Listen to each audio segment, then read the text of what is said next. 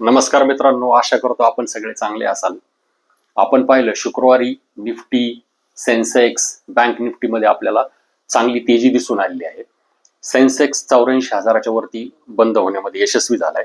Nifty 50 हा 25,637 वरती बंद झालाय आणि निफ्टी बँक हा लाईफ टाईम हाय वरती पोहोचलेला आहे, म्हणजे 57,443 वरती तो बंद झालेला आहे. परंतु आपण जर पाहिलं तर खरी ऍक्शन आपल्याला स्मॉल कॅप आणि मिड कॅप मध्ये दिसून येत आहे.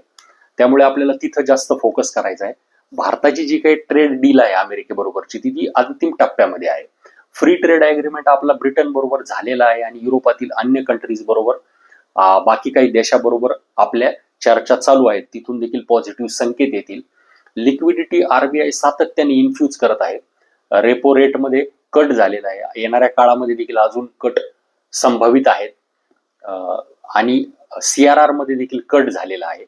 तर या सगळ्या घडामोडी पाहिल्या, मान्सून देखील चांगल्या प्रकारे दिसत आहे आपल्याला. तर या सगळ्या घडामोडी आपल्याला एकच दर्शवतात की नक्कीच भारतीय मार्केटमध्ये आपल्याला इथून पुढे ग्रोथ दिसत आहे.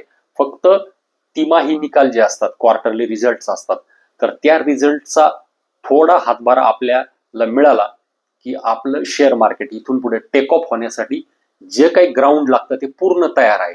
परंतु एक लक्षात ठेवा मित्रांनो, जी काही ऍक्शन आहे सध्या मार्केटमध्ये तर ती आहे स्मॉल कॅप आणि मिड कॅप मध्ये. त्यामुळे तिथं फेअर व्हॅल्युएशनचे, फेअर पी रेशोचे आपल्याला स्टॉक शोधायचे आणि त्यामध्ये आपल्याला चार्ट अनालिसिस करून आपल्याला योग्य लेवलला तिथं एंट्री घ्यायची आहे आणि मार्केटमधून कुठेही नफा वसुली करून आपल्याला निघायचं नाहीये, कारण ही सुरुवात आहे. त्यामुळे आपल्याला ही जी काही भारताची ग्रोथ होईल पुढच्या काही काळामध्ये, तर त्या ग्रोथचा आपल्याला हिस्सा व्हायचंय आणि वेल्थ क्रिएशनच्या जर्नीमध्ये आपल्याला टिकून राहायचंय मित्रांनो. तुर्तास इथेच थांबूया. धन्यवाद.